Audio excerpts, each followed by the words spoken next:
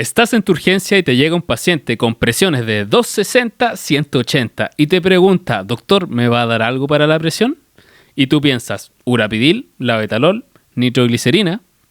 Quizás deberías preguntarte primero si ese paciente lo necesita. Si quieres saber todo sobre emergencias hipertensivas, quédate en el siguiente capítulo de Código de Urgencias.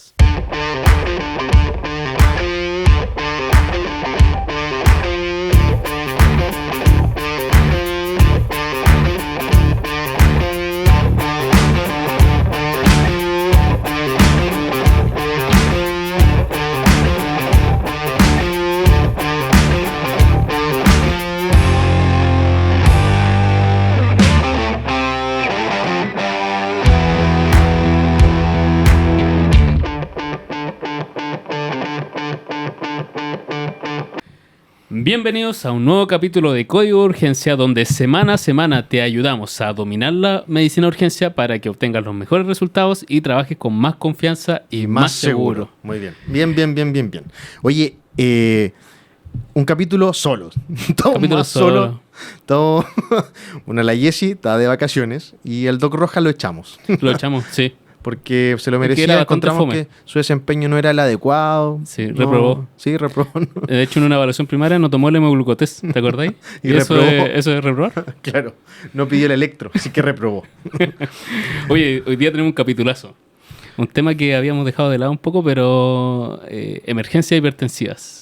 Sí, es un tema frecuente y bueno, ahora estamos solamente los dos porque idealmente para contarle a la gente en la casa que cuando empezamos a hacer el podcast, la idea era que íbamos a tener como varias secciones, ¿te acordáis? Sí. Que íbamos a tener las secciones de invitados, ya como un staff, el becado y el invitado, unos capítulos los cuatro y otro capítulo de solo staff que grabaron la Jessie y el Nico Asma. Y otro capítulo solo nosotros. Que nunca se publicó. Que ha costado. Pero vamos que se puede.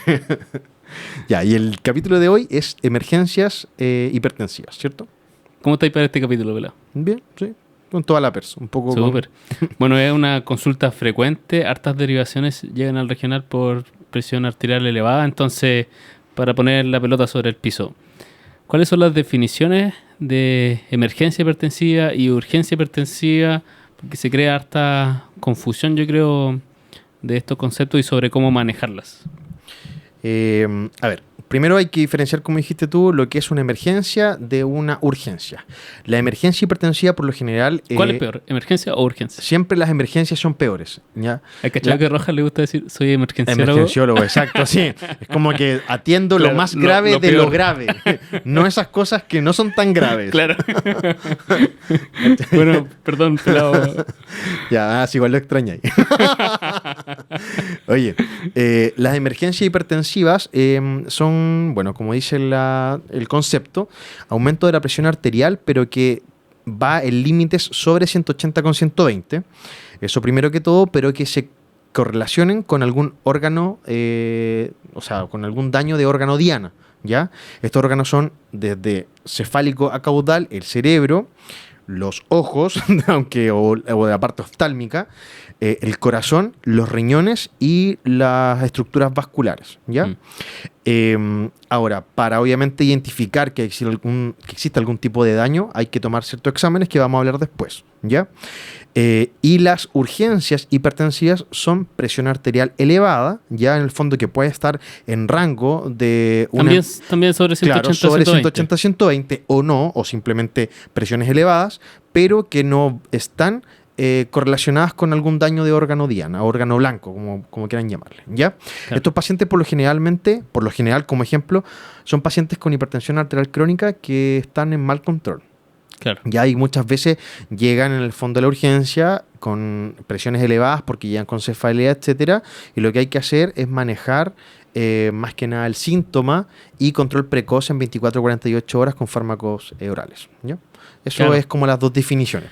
Y dentro de las definiciones, adelantando un poco, uno tiene que ser o tiene que tener en mente distintas patologías, que es lo que vamos a hablar ya a medida que desarrollemos el capítulo. Entonces, si yo tengo, por ejemplo, cefalea o convulsiones o alguna cosa así, y en rango de emergencia hipertensiva, tú piensas en ciertas enfermedades que vamos a hablar después, ¿cierto? Claro. Eso.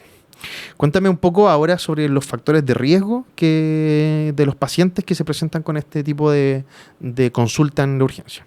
Bueno, sin entrar en mucha lata, pero es necesario saber la fisiopatología un poco detrás de esto. Tenemos los factores de riesgo para que el paciente haga una crisis hipertensiva, ya sea de emergencia o urgencia, los típicos cardiovasculares que el paciente sea hipertenso, sea diabético, obesidad, tabaquismo. En el caso particular de la eclampsia, obviamente que esté una mujer en el contexto de embarazo. Y como dijiste tú bien, cuáles son los órganos que se van afectando. Esto tiene que ver mucho con la fisiopatología de la regulación del flujo sanguíneo a cada órgano. Y aquí, como hemos hablado otras veces, en el TEC se sabe mucho esta curva que entre la PAM de 50 y 150 hay una autorregulación del flujo sanguíneo cerebral entre esas PAM. Y bajo la PAM de 50 o sobre 150 se pierde esa autorregulación que tiene el cerebro de hacerlo como esto a nivel local. Y cada órgano tiene esta capacidad. El riñón tiene una curva de autorregulación de flujo, las coronarias, etcétera. Entonces, cuando hay una crisis hipertensiva, hay una serie de factores que ocurren, daño endotelial, etcétera, que van a afectar a este órgano diana. Y como dijiste tú, podemos ver ciertas patologías, por ejemplo, a nivel encefálico, vamos a tener una encefalopatía hipertensiva, podemos tener un accidente cerebrovascular isquémico o hemorrágico, o sea, esa presión arterial que yo estoy viendo no solo está en contexto de una presión alta, sino en un déficit neurológico. A nivel oftálmico, la retinopatía hipertensiva, o sea, el paciente además tiene otro signo, pérdida de agudeza visual. En el corazón y vascular tenemos el infarto y la disección aórtica, y a nivel renal la insuficiencia renal aguda. Y en el caso de la mujer, vamos a tener la eclampsia, que también tiene un manejo en particular. Entonces, no solo es presión alta, sino se está dañando un órgano en particular en contexto de una patología en particular que tiene un cierto manejo y que no va a ser un paciente que vamos a dar de alta, sino que vamos a tener que abarcarlo de cierta forma. Y en ese sentido, Pelado, ¿cuáles son los signos y síntomas que yo voy a ir a buscar dirigidamente cuando abordamos a estos pacientes? Y cuéntanos un poquito de la clínica. Bueno, la clínica varía, como dijimos anteriormente, dependiendo del órgano que se ve afectado. Entonces, lo primero es que ingresa el paciente al box, le tomamos la presión, o sea, en general lo monitorizamos, signos vitales en general y todo, y vamos a pesquisar esta presión alta, ¿ya? Pero siempre, junto con la pesquisa de esta presión alta, tenemos algún síntoma característico del órgano afectado. Ejemplo, el paciente viene con presión alta, viene con cefalea, viene con presión alta, con dolor abdominal, viene presión alta, dolor torácico, ¿ya? Y ahí se van desglosando una serie de enfermedades que tenemos que ir pensando y ir descartando. Entonces, si empezamos, por ejemplo, con el cerebro, obviamente los principales síntomas son cefalea, pueden ser convulsiones, pueden ser encefalopatía, como tú dijiste, hipertensiva, pacientes con, compromiso de conciencia en general, ¿ya? O cefalea persistente igual. Bueno, cefalea con signo de banderas rojas o cefalea persistente, ¿ya? Después tenemos el corazón, que es el típico, obviamente, dolor torácico, arritmias, disnea muchas veces igual se puede presentar, claro. Y bueno, ahí va igual de la mano con el otro órgano que es como el vascular. El principal como patología que nosotros pensamos que se presenta con una crisis hipertensiva es el síndrome aórtico. Entonces, claro, muchas veces si si fuera Stanford A, por ejemplo, igual se presentaría con dolor torácico, con disnea, quizás con un poco de palpitaciones, arritmias, en el contexto del examen físico del tórax, ¿ya? Pero si compromete más, por ejemplo, hacia abajo, como aorta abdominal, se presentaría como con dolor abdominal, etcétera, ¿ya? Claro. Eso es corazón y vascular. Y desde el punto de vista oftalmológico, el paciente puede tener disminución de la agudeza visual, obviamente porque tiene aumento de la presión... ¿cómo se llama esto? Intraocular, exacto, sí. Papiledema, bueno, no todos le andamos haciendo obviamente un fondo de ojo a los pacientes, pero cuando examinamos... Y no sabemos hacerlo bien. Claro, no sabemos hacerlo bien, claro. Pero cuando examinamos al paciente, uno va uniendo ciertas cosas y va pensando para qué tipo de patología es, ¿ya? Claro. Todo lo que hemos hablado otras veces, o sea, por lo menos... ver cosas groseras de evaluación de agudeza visual, claro, que cuente de 50 centímetros, tapando cada ojo. Claro. Y bueno, ahí también entre bromas dijimos, se dificulta cuando el paciente Dice que usa lentes y llega a la urgencia y no los trae. Y no los trae, claro. No puedes objetivarlo bien. No sé, claro, es más difícil objetivarlo. Claro. Y el riñón, obviamente hematuria, falla renal, y eso más que nada. ¿Ya? Entonces, cuando tenemos crisis hipertensiva, como dije, en la toma de signos vitales y tenemos cualquiera de estos síntomas, vamos a buscar dirigidamente las patologías de los órganos implicados, ¿ya? Y para eso tenemos que tomar exámenes. Obviamente, si estamos sospechando cefalea con banderas rojas o en el fondo persistente a pesar del uso de analgesia, le tomamos un escáner. Si fuera necesario, un angio de cerebro y si fuera más necesario, una resonancia. Ahí vamos desglosando dependiendo de lo que vayamos sospechando. Exacto. En el tórax, bueno, dependiendo igual si es una patología vascular o propiamente del corazón, lo mínimo es un electrocardiograma, ¿ya? Y dependiendo si sospechamos o no un síndrome aórtico, obviamente un angio de tórax, abdomen y pelvis, claro. ¿ya? Importante troponinas, igual, examen. Importante lo que dice es que si tú tienes la sospecha dirigida de una disección aórtica, tienes que tomar no solo angio de tórax, sino de tórax, abdomen y pelvis. Claro. Y es la fase arterial, porque lo que queremos buscar es... el flap de disección, obviamente, o algún tipo de o la otra variante del síndrome aórtico. No como la fase venosa cuando estamos sospechando TEP o síndrome vena cava superior en estos pacientes oncológicos. Son fases distintas. Claro. Y obviamente si estamos sospechando, o sea, algún tipo de patología renal, tomar o función renal, orina completa, urocultivo, todo lo que involucre ese órgano. Claro. ¿Ya? Y entonces vamos uniendo un poco las piezas y ahí vamos creando como un diagnóstico de trabajo, ¿ya? Y en base a eso vamos descartando otras patologías, siempre manejando obviamente la presión o el dolor, en este caso, del paciente. Súper. Eso. ¿Qué viene ahora? Bueno, ahora viene cómo abordamos a este paciente en el servicio de urgencia, porque todo esto es bien teórico, el paciente no llega diciendo tengo una encefalopatía hipertensiva o tengo una disección aórtica. Claro, llega derivado porque o le pesquisaron presión alta pero está sintomático, o tiene una cefalea muy intensa y en la priorización están tomando la presión y se dan cuenta que está muy elevada. Claro. Y nuestro trabajo después es como ver qué le está pasando al paciente, llegar a un diagnóstico y reconocer patrones, que es como el trabajo de la urgencia. Y en ese sentido, yo diría que hay dos formas de abordar este paciente según cómo llegue inicialmente. Podemos evaluarlo, hacerlo con una evaluación primaria, o sea, ABCDE. Si el paciente llega muy inestable, por ejemplo, si un paciente que llega muy comprometido de conciencia e hipertenso, obviamente voy a empezar que su órgano diana afectado es el cerebro y claro, le voy a tomar quizás un TAC de encéfalo sin contraste o un angio según lo que esté sospechando. Si también los pacientes con edema pulmonar agudo a veces llegan con mucha dificultad respiratoria, respirando como por la guata, como decimos siempre, ese paciente no lo vamos a ver en un box normal, lo vamos a pasar a nuestro reanimador para hacerle una evaluación primaria también.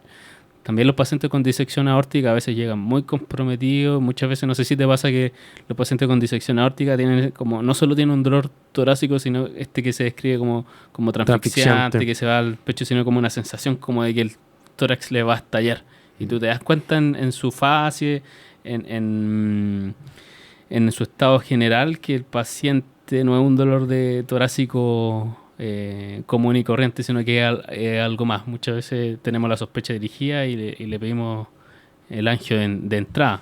Hace un par de semanas me tocó el clásico dolor torácico transfixiante, hipertenso y taquicárdico. Sí, y fue como de libro, entonces dije, chuta, eso. Obviamente le tomé electro, le hice un eco. Algo que no mencioné, la ecografía siempre, nosotros muy amigos de eso, pero para este caso particular, obviamente la eco no podemos ver la región, la aorta torácica, entonces igual finalmente le terminas tomando angio en fase aorta. Claro. El cuarto paciente que yo diría que igual va a evaluación primaria es un paciente con un dolor torácico que podría estar en contexto de, o por lo menos es anginoso, y está muy comprometido, muy hipertenso, muy sudoroso. Ese paciente igual probablemente lo vamos a ver en un reanimador. Y por ahí también la embarazada que tenemos sospecha de eclampsia. Esos 5 pacientes yo diría que son como evaluación primaria porque necesita un abordaje sistemático, que no se te escapen cosas y de ahí posteriormente, y acciones primarias de la mano, y posteriormente ver como el tema de anamnesio. El paciente comprometido de conciencia, que está muy disneico y que podría tener un EPA, que está con un dolor torácico muy severo y que podría ser una síndrome aórtico o un infarto, y la eclampsia. Y después están otro grupo de pacientes que también pueden tener una emergencia hipertensiva, pero por ejemplo una disminución de la agudeza visual con hipertensión, con la presión elevada, no lo vamos a pasar al reanimador. Se van a reír de nosotros. Pero igual puede ser algo grave. O podría llegar con una cefalea, que hay tal, pero no muy severa, sin compromiso de conciencia, hipertenso. Ese paciente lo podemos ver en un box normal, pero sigue pudiendo tener una emergencia hipertensiva. ¿Ya? El paciente, la insuficiencia renal, puede pasar un paciente que no orina hace un día o tiene un poco de hematura, llega muy hipertenso. Le vamos a pedir exámenes de función renal, pero probablemente necesite que lo veamos en un box. Entonces, lo primero tú ves el paciente y tienes que ver dónde lo vas a atender. Si en el reanimador, que está muy grave, o si da tiempo en un box de atención de hacerle una anamnesis común y corriente. Y ahí en la anamnesis, preguntar por las cosas típicas, enfermedades crónicas, hipertensión, las cosas que hablamos de factores de riesgo, diabetes, obviamente si es mujer, si tiene probabilidad de embarazo, si se sabía una que estaba embarazada, que eso es otra. ¿Qué ha pasado? Cirugía, si se operó de algún cáncer, por ejemplo, un cáncer de mama, algún tumor sólido que esté la posibilidad ahí que en algún momento haya dado metástasis al cerebro, etcétera. Medicamentos que usen, drogas, preguntar, cocaína. Bueno, acá en Chile hay ciertas drogas que no se ven tanto, pero básicamente las más estimulantes la cocaína, en todas sus formas. Y preguntar alergias y los hábitos, etcétera, y después examinar al paciente cuando está en el box de atención. Y después entras, una vez que ya reconoces un patrón para dónde va la cosa, ver qué exámenes le voy a tomar, ¿ya? Porque no se trata, ya dijimos cuáles son los órganos diana, no se trata de que llegue un paciente hipertenso y está asintomático todo, y le toma un TAC de encéfalo, le toma un electro, le toma un angiotac, le mide la función renal, le ves la agudeza visual o va a buscarle el oftalmoscopio. No tiene sentido porque los pacientes no llegan con la afección de los 5 órganos diana, llegan con uno o a lo más dos, una mezcla, sí. Pero no llegan con los 5. Entonces hay que reconocer un patrón, cómo va el motivo de consulta y ver dirigidamente qué exámenes le voy a pedir. Pero si ya sospecho que es una emergencia hipertensiva, lo básico va a ser un hemograma, ver coagulación, en caso de los riñones ver función renal. Si tengo una sospecha dirigida de algo cardíaco, pedir troponina, pero no tiene sentido si yo sospecho que es insuficiencia renal, pedirle troponina. O sospecho que es un ACV isquémico hemorrágico, pedirle troponina, porque eventualmente me puede salir alta por una descarga simpática, pero no después cómo lo interpreto. Si el paciente no tenía dolor torácico, voy a tener que hacerle una curva, pero nos pasa mucho. Claro, pero primero el paciente, ¿qué paciente tengo? ¿Qué diagnóstico sindromático? ¿Qué órgano podría estar implicado? ¿Qué órgano podría estar implicado? Anamnesis, examen físico, y de ahí le pido exámenes en correlación a eso. Sí, ¿ya? Exacto. Siempre correlacionar, en el fondo, como dices tú, con el órgano afectado. Lo que nos dice siempre el Doc Soto, el cardiólogo que invitamos para el capítulo de choque cardiogénico, o el Doc Gallegos, que fue cuando hicimos síndrome coronario. En el fondo, si el paciente tiene dolor de pecho, se le pide troponina. O sea, uno le pide troponina por si acaso, porque después, ¿cómo interpretas esa troponina? O sea, te sale un valor intermedio, 20. ¿Le vaya a hacer una coro? ¿Le vaya a hacer una curva? Claro. ¿Cachai? No tiene sentido. O sea, mandarse el escopetazo, como decimos nosotros, el escopetazo se refiere a pedirle todos los exámenes, claro. ¿Cachai? Para eso uno tiene que examinar al paciente. Claro. Y oye, me acordé de una talla cuando me dijiste que estaba embarazada. El otro día vi una paciente que llegó con un cólico renal y había tenido un cólico renal antes, pues, ¿cachai? Entonces, nosotros le hacemos eco, como no hemos hablado de eso, pero le hacemos eco para ver si el paciente tiene hidroureteronefrosis. Pues. Entonces, entre esa visualización del eco, de repente encontramos algo raro en la guatita. Bueno, la cosa es que el cólico renal tenía 5 meses. Es un clásico de la medicina. Cuando le dijimos, oye, en verdad, no es un cólico renal, estás con una guaguita de 5 meses. Bueno, eso, me acordaba. Es un clásico de la medicina eso. Me acabo de acordar de eso. Bueno, y eso en resumen. Primero tienes que ver si le vas a hacer una evaluación primaria a este paciente porque está muy grave y lo va a pasar a tu reanimador. Después, si lo va a pasar, si no es el caso, si lo va a pasar a un box normal y le hace una anamnesis y examen físico y ver qué patrón o síndrome tiene y cómo lo enfoco, qué exámenes le pido y si eventualmente requiere un examen de imagenología que casi siempre va a ser TAC de encéfalo sin contraste o un angio o una reso o en el caso de lo vascular un angio TAC de tórax, abdomen y pelvis, sabiendo que incluso un dolor puede ser solo torácico, pero las Stanford B pueden tener una irradiación y el flap de disección puede llegar hasta incluso las infrarrenales, por eso hay que pedir más hacia más abajo. Y esa es la forma inicial de cómo lo abarcamos. También recordar que, no sé si lo hablamos entre medio, pero está la emergencia hipertensiva, la urgencia hipertensiva y también está este concepto como de la pseudo-urgencia, que se ve mucho, que es cuando tenemos un disparador fisiológico que te puede elevar transitoriamente la presión, pero no entrar en ninguna de las dos previas, que puede ser dolor, la típica del dolor, hipoxia y la ansiedad, y no mucho más allá de eso. Y recuerdo, incluso por ejemplo, cuando hacía SAPO, siempre te dicen cuando eres alumno que a un paciente, si alguna vez tuvo una presión sobre 180, 110, ese paciente es al menos hipertenso crónico. No sé si lo escuchaste alguna vez. Sí.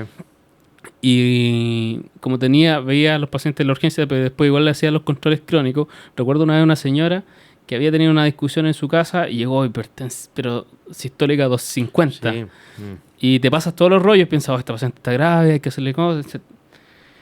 Y le tomé no recuerdo al final, le dejé como estos seguimientos de presión arterial después para el control crónico, pensando, no, esta paciente al menos va a quedar con 2 antihipertensivos, que es lo otro que te dice, si la sistólica está sobre 180, ese paciente al menos va a necesitar dos medicamentos antihipertensivos porque con uno solo no le va a dar para controlar.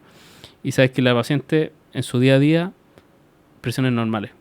Claro, ahí hay un disparador fisiológico, que es la ansiedad, que transitoriamente en un paciente con la susceptibilidad te puede disparar la presión muy rápido.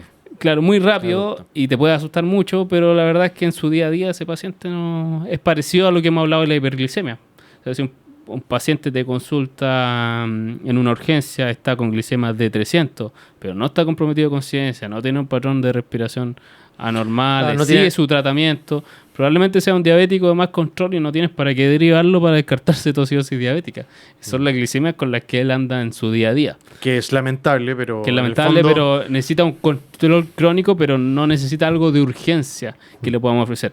También el símil con la presión. Hay pacientes que son hipertensos, que andan por la vida con sistólica de 190, que no es lo ideal, pero muchas veces o tuvieron una ingesta muy elevada de sal, o un episodio de dolor, o de ansiedad, mal tratamiento de base, y hay que optimizarlo un poco y ese paciente va a mejorar. Oye, igual es importante mencionar que la presión elevada no requiere muchas veces, o sea, dependiendo si encuentras alguna patología crítica o de urgencia, bajar de inmediato, ¿ya? Porque mucha gente nos consulta. No sé si te pasa que llegan con presiones altas exigiendo de repente fármacos para que le bajen la presión. ¿La gente? Sí, la gente. Sí, no, la gente se asusta mucho. Exacto. Y lo otro es que... Y es un concepto errado de la gente que entre ellos en el fondo como que se divulgan, tienes la presión alta, anda a la urgencia para que te bajen la presión. O sea, no, eso no se hace. ¿Ya? Ahí pasa con la gente muchas cosas. O le atribuyen muchos síntomas a la presión alta, sí, o le dejan de atribuir, se confunden. A veces toman la presión en estas muñequeras que venden a veces en las farmacias, que no es el método ideal. Y también el manguito de repente no es el adecuado, dependiendo del perímetro del brazo del paciente. Y también tomar la presión en la urgencia, hay que decirlo, tienen la sala llena, te hacen pasar, te dicen, ya siéntese rápido, pongamos el manguito, ya a ver cuánto marcó y listo. O sea, no es la condición ideal también para tomar la presión. Uno hace pasar al paciente, espera un rato, no sé. O sea, debería ser, pero muchas veces la carga asistencial no lo permite. O sea, uno toma la presión seria, yo creo. Yo cuando examino a los pacientes igual le tomo la presión de entrada, pero después de que ya entramos como en el examen físico, ha pasado un rato, le vuelvo a tomar la presión en el fondo. Claro, eso es lo ideal como para tener una idea. Para tener una idea si va a la baja, fue eso o se mantiene alta todo el rato. Claro, porque a veces el paciente está, no sé, en el baño, lo llaman y viene corriendo y le toman la presión. Obvio que le va a salir alta. Y pasa con los taquicardia igual, ¿eh? Llegan También, así pues. taquicárdicos y tú lo miras así como chuda. Pero es eso. Súper. Bueno, avanzando, pelado. Hablamos del abordaje general. ¿Cómo, entrando de lleno a lo antihipertensivo endovenoso, cuáles son nuestras opciones y qué recomendaciones para empezar podrías dar tú de los diferentes fármacos? Antes de entrar de lleno a los fármacos, hay que mencionar que cuando tratamos las emergencias o la urgencia hipertensiva, dependiendo del órgano diana afectado, todas las patologías que vamos reconociendo o vamos diagnosticando, sospechando para dónde va la cosa, tienen un target de presión distinto. ¿Ya? ¿A qué Claro. voy? En el fondo, si tengo un paciente con un ACV hemorrágico, la presión arterial sistólica va a ser distinta a la presión arterial sistólica que requiere un síndrome aórtico, ¿ya? Y así muchas otras patologías, infarto, etcétera. Claro. ¿Ya? Una cosa es reconocer que tiene una emergencia hipertensiva y que eso es sobre 180, 120. Y otra cosa es que el paciente, una vez que ya le reconocí el daño de órgano diana y está, no sé, pues, sistólica 200, yo le voy a pedir a este le voy a pedir que esté una sistólica bajo 120, a este otro le voy a pedir que esté bajo 140. O 160. O voy a ver ¿cachai? si lo voy a trombolizar o no, necesito que esté menos de 185, etcétera. Claro, o combinar de repente fármacos que requieren un más efecto de beta bloqueo para bajar la frecuencia junto con bajar la presión. Entonces, Claro. después de que en el fondo tenemos la sospecha y encasillamos al paciente en un síndrome o en un diagnóstico de trabajo, pensamos en los fármacos y pensamos cómo bajarle la presión, ¿ya? Y ahí nosotros vamos a hablar de 4 fármacos: la nitroglicerina, el nitroprusiato, el labetalol y el amigo, últimamente muy amigo de nosotros, el urapidil. Entonces vamos a hacer uno y uno. Yo voy a partir con la nitroglicerina. Dentro de los vasodilatadores tenemos la nitroglicerina, que es un vasodilatador de territorio venoso principalmente, ¿ya? Lo que hace es aumentar el óxido nítrico en el endotelio. Esto secundariamente aumenta el GMP cíclico y produce la relajación de la musculatura lisa, ¿ya? La dosis o la presentación es viene como un frasquito ya armado, ¿ya? Que es 50 en 250 de suero glucosabal 5, ¿ya? También hay muchas combinaciones. Si es que ustedes tienen la ampolla, se puede preparar en 100, se puede preparar en 250, pero la principal presentación es de 50 en 250, ¿ya? Ahora, ¿en qué pacientes yo usaría esto principalmente? El principal que siempre te dicen es un paciente con un síndrome aórtico, o sea, perdón, con un infarto, un síndrome coronario, ¿ya? Un infarto, obviamente, no de par inferior o no de ventrículo derecho, porque Claro, esos pacientes... que no sea dependiente de precarga. Claro, porque esos pacientes tú no, lo que menos quieres es vasodilatar en el fondo y disminuir la precarga, ¿ya? En este tipo de pacientes yo lo inicio en una dosis de 10 a 200 gamma minuto como dosis tope y bueno, uno parte dependiendo en el fondo titulando la presión objetivo, como digo, ¿ya? Tiene un efecto aproximadamente... Oye, ¿no te ha pasado que partes con 20 gamma minutos y te dicen... 20 gamma minutos, así. Débil. Claro, débil. No, porque claro, en el fondo, a ver, para que la gente sepa, el enfermero o el equipo de enfermería te va a preguntar, en el fondo, Doc, ¿lo voy a preparar en ml o lo preparo en gamma? ¿Ya? Y ahí es donde los médicos o los internos, Claro. los alumnos, A mí me se gusta le más... explota el cerebro. Claro, me gusta más gamma minuto, Claro. más que nada por evitar error, porque yo no sé muchas veces si todos saben que lo van a diluir en 50 en 250. Exacto, sí. Si se hace una dilución diferente y lo dejo en ml, se te va a cambiar todo, pero es una cosa de gusto. Sí, pues, bueno, solamente mencionar que obviamente un ml corresponde a 3.3 gamas. Entonces, si tú quieres hacer la transformación, si tienes 10 ml, lo multiplicas por 3.3 y se transforma a gama, ¿ya? O si quieres transformar de gama a ml, obviamente divides por 3.3 y ahí tienes la conversión, ¿ya? Claro. Ahora, Idealmente no dejarlo igual como gama por kilo. Lo he visto gama kilo hora, no sé si lo has visto tú. sí, también, sí. Pero, Es gama minuto. claro, Esa es no la... es como la indicación. vasoactivo. O sea, Claro. se podría, pero ahí yo creo que se arma un enredo. O sea, es que ¿para qué complicar las sí. cosas? Sí, ¿para qué te vayan a Gama enredar? minuto, ¿no? Gama minuto y fin, ¿ya? Lo puedes partir en dosis baja, como dice Gerson, obviamente a 20, e ir titulando en base al objetivo de presión. Lo bueno es que como es de vida media corta, entonces a los 3 a 5 minutos ya tiene efecto. Claro. Asimismo, si lo suspendes o le aumentas la dosis, ¿cachai? Ahora, entonces yo lo usaría en un paciente con un síndrome coronario, ¿ya? Y ¿Qué pasa con los efectos adversos o los efectos no deseados? La nitroglicerina necesita un cofactor, que es la cisteína. Cuando la cisteína en el fondo se agota, empieza el principal efecto, que es la taquifilaxia. Principalmente se da después de las 48 a 72 horas, es decir, el efecto del fármaco ya deja de funcionar, o sea, el fármaco se hace resistente, ¿ya? Otra principal efecto adverso es la cefalea, que describen muchos de los pacientes, náuseas y vómitos, obviamente, con eso. No sé si se me queda algo de la nitro. Eso. Sí, eso. Pasemos al siguiente fármaco. ¿De cuál me quieres hablar? Bueno, como fármaco número 2 que tenemos a disposición está el labetalol. La labetalol tiene efecto alfa bloqueador y en mucha mayor medida beta bloqueador no selectivo en una relación 1:7, y a través de ese mecanismo baja la presión arterial, pero también produce, como los beta bloqueadores, bradicardia. Entonces está contraindicado si el paciente tiene una bradicardia muy importante o algún grado de bloqueo.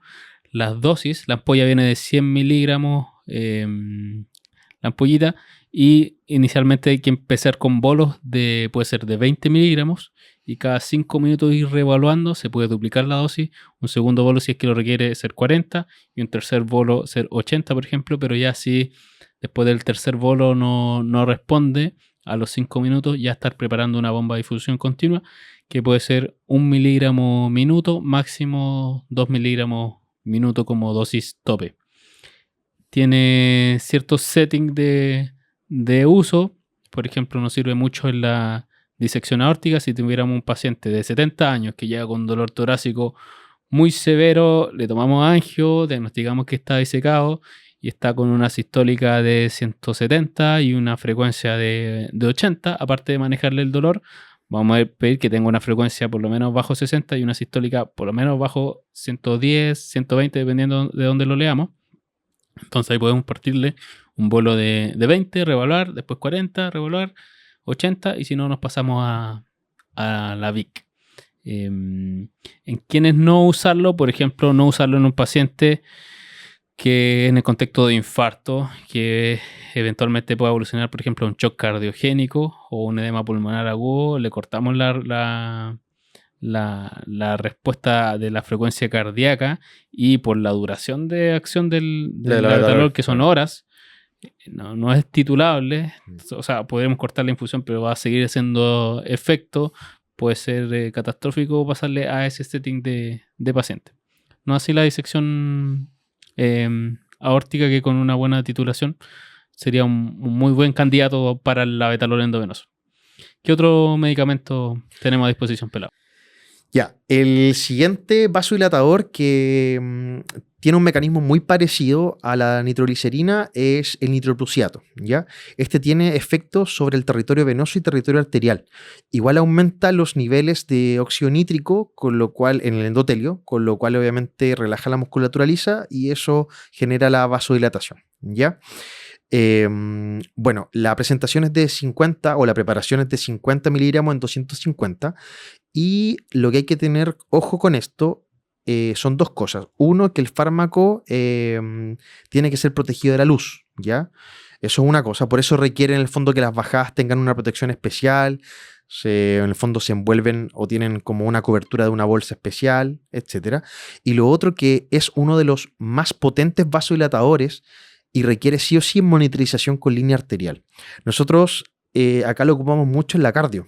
Ya después, obviamente, de que los pacientes no respondían bien a la nitroglicerina por la taquifilaxia que conversamos anteriormente, si le iniciábamos nitroprusiato, ya, pero siempre monitorizados.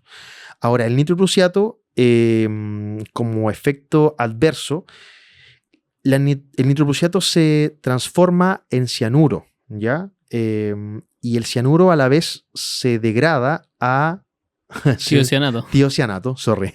A tiocianato en el hígado, ¿ya? Entonces, pacientes con insuficiencia hepática o enfermedad, en el fondo, cirrosis o daño hepático crónico, acumulan el cianuro y los metabolitos de esto, y después de 48 horas, en el fondo de una infusión de 48 horas de nitroprusiato, está el riesgo teórico. Claro, está el riesgo teórico.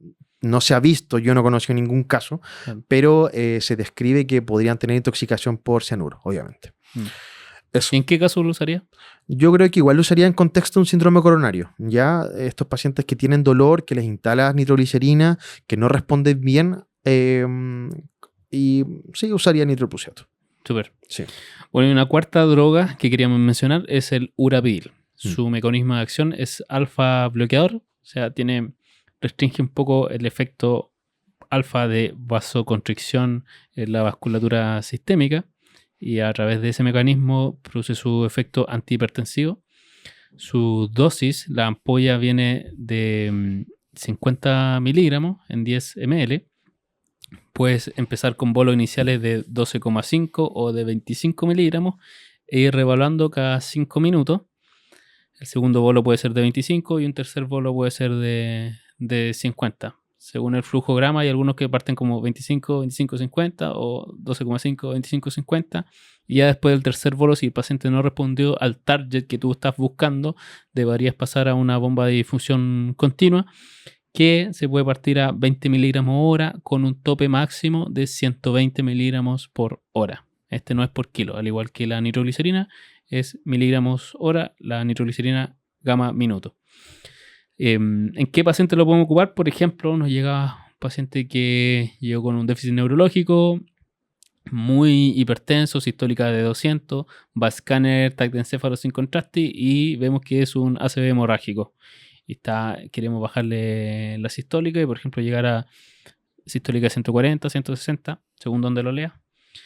Y podemos partirle un bolo de 25 miligramos, a los 5 minutos reevaluar. Si no respondió, todavía no llega al target objetivo, volver a pasarle otro bolo de 25. Si no responde, otro de 50. Y si no, nos pasamos a una bomba de infusión continua.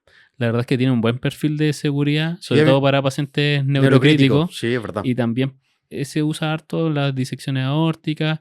Y bueno, y recordar que hablamos de estos 4 fármacos. Hay otros que existen en el mercado, incluso de la betalol. Sabemos que hay opciones que son mejores y más titulables, pero en Chile lamentablemente no la tenemos. Y dependiendo del paciente es cómo vamos a hacer la combinación, cómo vamos a elegir nuestra primera droga endovenosa de entrada y si es que el paciente va a requerir una segunda dosis, por ejemplo. Yo creo que el mejor ejemplo es el síndrome aórtico. Claro. Sí. Podríamos tener una disección aórtica que llega con una frecuencia cardíaca de 55. Claro. Pero hipertenso. Y muy hipertenso. Ahí de entrada, la betalol no va a ser nuestra droga de elección. ¿Por qué? Claro, porque va a bradicardizarlo mucho más. Y vamos a tener el efecto antihipertensivo, pero se nos puede bloquear, podemos pasarnos para el otro lado y aunque cortemos la infusión, va a estar muchas horas dando vuelta. Entonces ahí, por ejemplo, un fármaco que tiene mejor perfil sería el urapil. Claro. No así, por ejemplo, si el paciente tiene llega con una sistólica una frecuencia cardíaca de 90 e hipertenso, podría ser la betalol perfectamente una de las drogas de entrada. Sí. Y después si llegamos al tope, no sé, estoy con un urapidil en un paciente y le estoy dando 120 miligramos hora y no alcanzo el objetivo para ese paciente de sistólica, le puedo agregar un segundo fármaco según el perfil de seguridad de cada uno. Sí, súper. Eso con la droga. Sí, en el fondo recordar que la betalol, como dijo Gerson, actúa a nivel de alfa y beta, ¿ya? Y beta, obviamente, actúa beta 1 a frecuencia cardíaca, ¿ya? Entonces, la betalol como vasodilata y a la vez disminuye la frecuencia cardíaca, eso es lo que dice Gerson, que afecta a las dos cosas. Y si está bradicárdico no es la idea. Entonces tú eliges urapidil, que es un bloqueador de receptores alfa, ¿ya? Después pueden revisar en su casa, o no sé si en algún otro capítulo vamos a hablar de eso, pero lo principal que hay que saber de estas cosas de vasodilatación o cronotropismo, inotropismo, es que hay dos ¿cómo explicarlo? Grupos de estudio al momento de, en el fondo, cómo aplicar el fármaco. Una cosa son en qué territorio, si es arterial o venoso, y en qué receptor adrenérgico. Claro. Alfa 1, alfa 2, beta 1, beta 2. Pero eso es para otro capítulo. Súper. Oye, bueno, mencionar 2 cosas finales para redondear el capítulo. Uno es que hablamos del manejo de la emergencia hipertensiva, pero una vez que ya le hicimos toda esta evaluación, vimos dónde lo vamos a atender, qué examen le íbamos a pedir, si le descartamos y no tiene emergencia hipertensiva, pasa a ser una urgencia hipertensiva. El paciente puede estar con presiones, no sé, sistólicas de 200, 240, a veces uno se asusta mucho, pero si está sintomático y no tiene daño de órgano blanco, a ese paciente le podemos dar algún antihipertensivo oral. No tiene ninguna urgencia de darle un antihipertensivo endovenoso, ni es necesario. La reducción de su presión tiene que ser gradual, porque como dijimos, esa presión que nosotros estamos viendo, que es una foto del paciente, puede ser por un disparador fisiológico como dolor, hipoxia, ansiedad, etcétera, y que resulta que si yo le paso un captopril, pero no le manejo el dolor, va a seguir hipertenso. No tiene ninguna urgencia de normalizar, llevar a una sistólica bajo 130, por ejemplo, en el momento, en tu urgencia, dejarlo hospitalizado o dejarle una hospitalización abreviada para controlar la presión. Ese paciente le puede hacer una educación, descartar las cosas graves y dejarlo un control en 48 horas en su consultorio para que le hagan una reducción gradual de su presión arterial o ver si realmente sigue igual de alta como tú la viste en tu servicio de urgencia, que reiteramos, el paciente venía a la sala de espera, se viene apurado, viene con dolor, viene con ansiedad, etcétera. Llegamos, le tomamos la presión en 2 segundos y le va a salir alta. ¿Ya? Entonces, ese paciente no tiene una urgencia de un medicamento endovenoso. Si ya le descartamos todo lo otro, y se puede controlar en su consultorio, obviamente con un control precoz.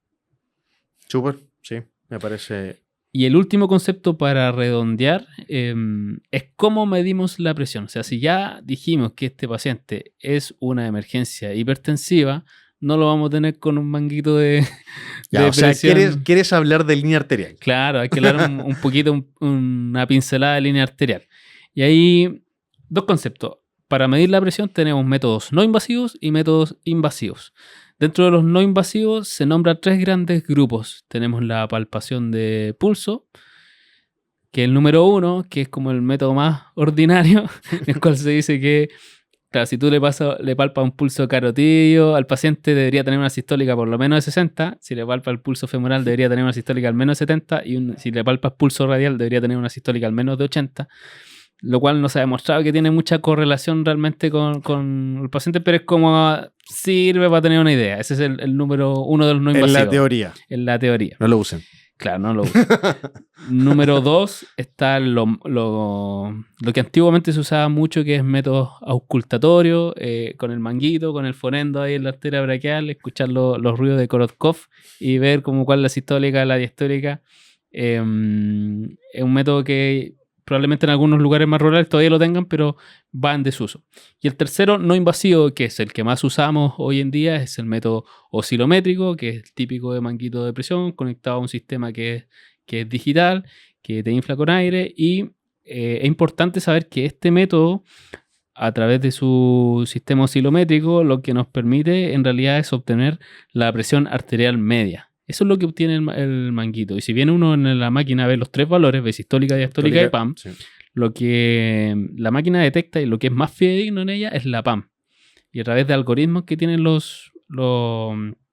cada empresa, pueden sacar de la PAM, pueden sacar la sistólica, o en realidad hacen una fórmula matemática para sacar la sistólica, y ya con esos 2 valores, con esta típica fórmula de la PAM, pueden sacar por deducción la diastólica. Oye, pero lo que es más objetivo es la PAM, y muchas veces nos falla cuando no tenemos el manguito correcto, o no sé si te ha pasado, por ejemplo, este típico paciente edema pulmonar agudo y viene sudoroso y viene mal perfundido y le tomas la presión y te sale un valor, o te sale muy bajo o te sale muy alto, y la verdad es que no es para nada fidedigno, y tú dices, chuta, pongamos una línea rápida para saber en qué lugar estamos, si estamos en un EPA hipertensivo o si nos estamos tirando ya para el shock cardiogénico. Oye, la monitorización es un tema muy interesante que se usa de hecho harto en el intensivo, pero recordarle a la gente en la casa que lo más importante es la PAM, ¿ya? En el sentido de que no sé si te ha pasado que muchos colegas de repente llaman y dicen, oye, tengo un paciente hipotenso. No sé. Y tienen 87-55. Claro, y tienen una PAM de 70. ¿Cachai? Claro. O una PAM de 60, 5, sí. 6, ¿cachai? Y tú Sí, le sí, dices, sí. oye, colega, en verdad no está hipotenso. Claro. En el Y la fondo, perfusión también. la perfusión, pues entonces es un todo. Tiene un ¿ya? Genuine Gel de un segundo, Sí. claro, y tiene sistólica, sí, es un llamado frecuente. Sí. Sistólica 87, 50, pero resulta que sacáis la PAM y te da una PAM Sí, bueno, 66, está bien profundido, la verdad que no es para preocuparse. asustarse. Sí. Claro. Y bueno, si tenemos este paciente con una emergencia hipertensiva, que ya lo vamos a hospitalizar. Si está con una ACV hemorrágico, si está con una ACV isquémico, ya sé que lo vamos a trombolizar o no. Si está infartado, si está con una disección aórtica, ya muchos de estos pacientes al menos se ganaron una OPC, al menos una UTI. Y para eso, igual, monitorización invasiva, Claro, y que ahí es lo va que a me va a ser hablar ahora. la monitorización invasiva de ponerle una línea arterial. Que seguramente en algún video en el futuro vamos a ver cosas de técnica y eso, pero las bases conceptuales son hay ciertos lugares de arterias periféricas y arterias centrales las cuales se puede colocar. Las periféricas, las más frecuentes, la radial, la braquial y la pedia ahí pero bien mala. A mí una vez me dijeron, Doc, ¿puedes instalar una línea pedia? Y yo, chuta. Claro. No es la mejor porque el pie no Sí, está bueno, ni en no el es la corazón, claro, pero son las tres periféricas. Se puede. Claro, y las dos centrales son la femoral y la axilar, que también ahí requiere su técnica especial y implementos especiales, no llegar y pensar. Nunca una arteria carótida. Eso lo aprendí del doctor Ortega, que escuché alguna historia de eso. Y esas son las opciones. Generalmente elegimos radial o braquial, idealmente del brazo no dominante. Por ejemplo, si tiene una ACV y debuta con una paresia de mi cuerpo derecho, también idealmente no poner la línea en ese brazo porque Claro. es el brazo que después van a tener que rehabilitar, entonces ojalá que quede lo más libre posible y así se pueden hablar muchas cosas de línea arterial, pero el concepto es que si es una emergencia hipertensiva y vamos a necesitar, ya estamos pensando en antihipertensivo endovenoso, vamos a tener que tener un control, una forma de ver la presión segundo a segundo, porque hay algunos antihipertensivos, por ejemplo el nitroprusiato, que tienen efectos muy potentes. Entonces, Que los cambios hemodinámicos que generan son entonces va a rápidos. iniciar una infusión y quizás se te va a bajar demasiado, va a tener que Exacto. titular hacia abajo o suspenderla, y con un método no invasivo como el oscilométrico va a tener una presión cada 2-3 minutos en el mejor de los casos, que en este setting de pacientes no es la ideal. Así que si ya pensamos en emergencia y administrar antihipertensivo endovenoso, hay que colocarle una línea arterial a este paciente. Sí. Súper. Igual, dependiendo, como dices tú, dependiendo cada paciente. En el fondo, igual el manguito se puede programar, pero cada un minuto, pero no es lo mismo. Tener una línea arterial que nos da la curva, evaluar la curva, podemos ver si está hipovolémico o no, entregarte información, pero da para otro capítulo. Claro. Pero eso. Oye, yo creo que estamos, ¿no? Sí, pues. Sí. ¿Te gustó, no? Sí, fue un buen capítulo. Sí. Sobre todo porque no estaba roja. Deja de odiarlo. Como que no hizo falta. Que vuelva la Jessie. Sí. La extrañamos. Extrañamos a la Jessie. Yo sé que ustedes igual extrañan a la Jessie en su casa. Sí. Oye, el final. Bueno, concepto, la definición. Lo más importante es el órgano diana. Buscar y pensarlo, ver cómo abordarlo, qué síntomas voy a ir a buscar dirigidamente. Llega un paciente hipertenso y le pregunto: cefalea, agudeza visual, dolor torácico, disnea, si orinó las últimas 24 horas, si tuvo hematuria o no, y ahí vamos profundizando en las otras cosas y qué exámenes le pido. Sí. Lo segundo es que de los 4 fármacos que mencionamos, yo creo que es lo que tienen que manejar como mínimo la gente en la casa, ¿ya?